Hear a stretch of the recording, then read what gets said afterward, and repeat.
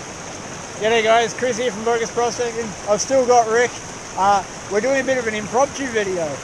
We came to a creek that when I first came here it was not running this hard, but we've had 5 days of solid rain and now it's in flood, as you can well see.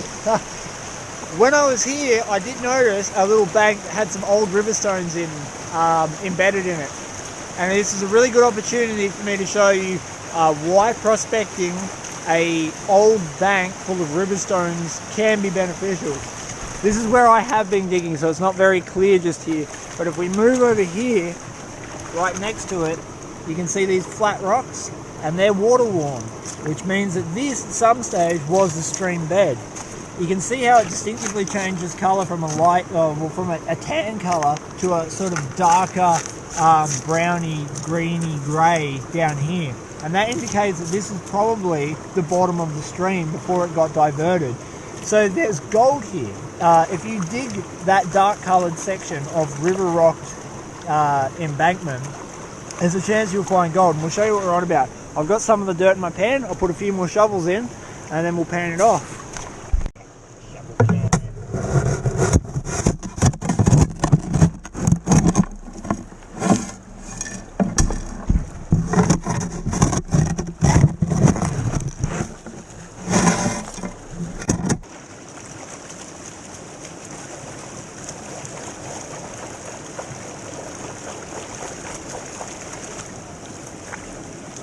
You can see the rock that I'm talking about, how water worn that is.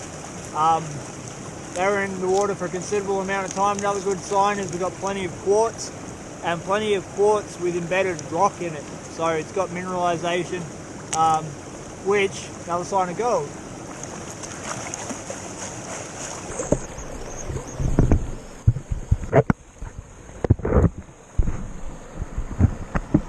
Alright, let's see what we got. Now it's been a bit hit and miss. I've got one pan without any gold and 3 pans with gold, so we'll find out what we've got in this one. If there's anything. I hope there's something. Yeah, there's a little bit there. Now again, not huge pieces. I have had better pans from that spot, but there's 3 gold specks just there. And what that shows you is that that was at some point flowing with gold, because there's nowhere in this area it could shed from. It had to be brought down by water. It would be worth prospecting this bank if you could follow the lead. So if you could keep finding river rocks, you keep digging and take samples from different areas. And the reason, get you out of the sun, the reason you want to take samples from different areas is because you don't know what was going on in that riverbank. There might have been a huge rock there that dumped a whole lot of gold directly behind it, and then that rock diverted the river. So there's still going to be a layer of gold right behind it, but you have to find where that was sitting, and that means taking samples from different layers. So we've checked a little bit differently. We've dug deeper, and when we dug deeper, the clay turned very, very tan, and we got better looking gold. So it's got a little bit bigger and the spec count's higher. The black sand, if I can show you some of that, also got a hell of a lot chunkier.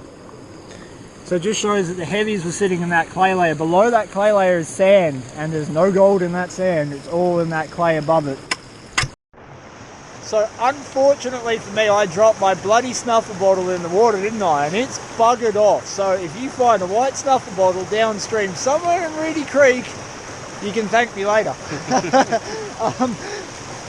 In the meantime, we did do a sluice run with about 50 shovels worth of dirt. This is from that bank. Almost dark, of course. I won't do a proper clean off. We'll just do a rough one. Show you what we got. So a nice little bit of colour coming out of that bank. 50 shovels worth of probably maybe 20 pans worth of dirt. And there's a nice little bit of gold there. That's alright. Yeah. So it would have been more than that, considerably more than that. I was pulling out, I probably had the same amount, if not more, in my snuffer bottle, but it's gone now. So we found some gold. That was the main thing. Thank you very much for watching, guys. Hope you enjoyed the video, and that's how you work a bank deposit. We'll catch you out here sometime.